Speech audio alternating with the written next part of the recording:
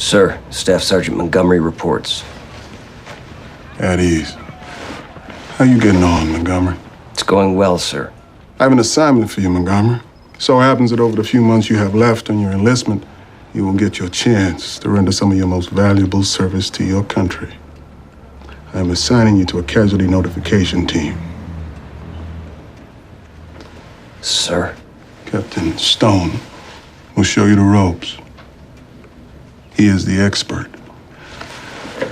But until he does, I just want to make myself very clear that although most of your time will remain occupied by your other duties, CNO is to be your absolute priority. This mission is not simply important. It is sacred. Sir, if I may. Go ahead. I've never received any grief counseling, let alone given it. I'm not a religious man, sir. We were just there for notification, not God, not heaven. Hi, Ben. Hi. So, in light of the horrible recent events that happened at Fort Hood, and we have Veterans Day coming up, tell me how this movie is so timely right now. God, I mean, you just took my answer.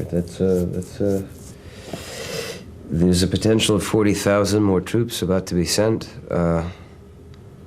to war.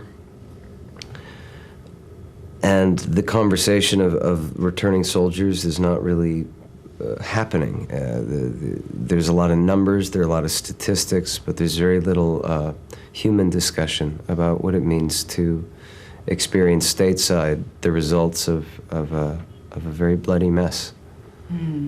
Has this film made you even more aware of what's going on, or were you always aware? Well, aware like most citizens,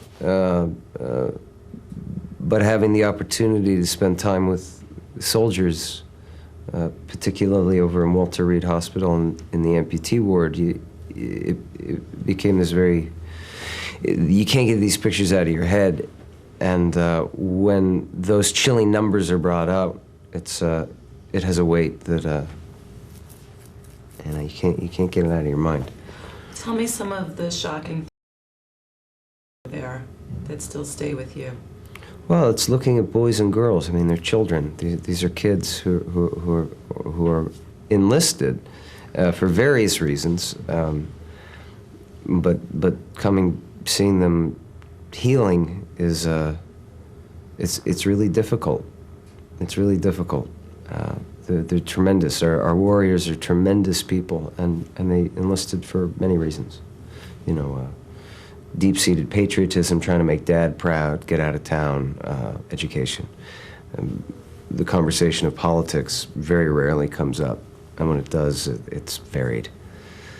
But when we bring up what is the film about, they'd say, oh man, I would rather be back in combat than have to deliver the news. Also, you mentioned that there were consultants on the set that helped you out. I understand that there was a policy where your character would never have sex with the Samantha Morton character, and the Army was very vigilant about that not being in the film. Can you talk about that? Well, we had full support of the Army, which is remarkable. And they don't want Hollywood coming in and making a Hollywood version. They don't want to be misrepresented, because it is against regulation to sleep with someone you notify. That being said, it has happened. And you can wrap your head around how that happens, but it wasn't necessary for the story to have our characters, Samantha Morton's and my own, to seal the deal in the bedroom. It's working on another level, which is recognizing each other's trauma and trying to get back to life, and how do we do that? This is such a powerful film. I'm just wondering, what do you want audiences to come away with? I hope that people have a discussion after watching the film. And that's all I could ever hope for being part of a picture, is that a dialogue happens. And it doesn't have to necessarily just be political. It's how do we get back to life after losing someone that we love? it's a universal experience. We all lose people. We all get notified. And we all have to find a way to get up in the morning and pick our socks off the floor and take the garbage out and be a human being. And it's very basic. It's about love and friendship and celebrating the very brief time we have together. Okay, great job. Thanks. Thank you. It's a pleasure. Nice seeing you. Montgomery, this job is about character. Now, I have had soldiers go out on notification and break into a stutter. Men so nervous, they read from a script, or they get the name wrong, or the address. Too many tears. I need men of solid stature.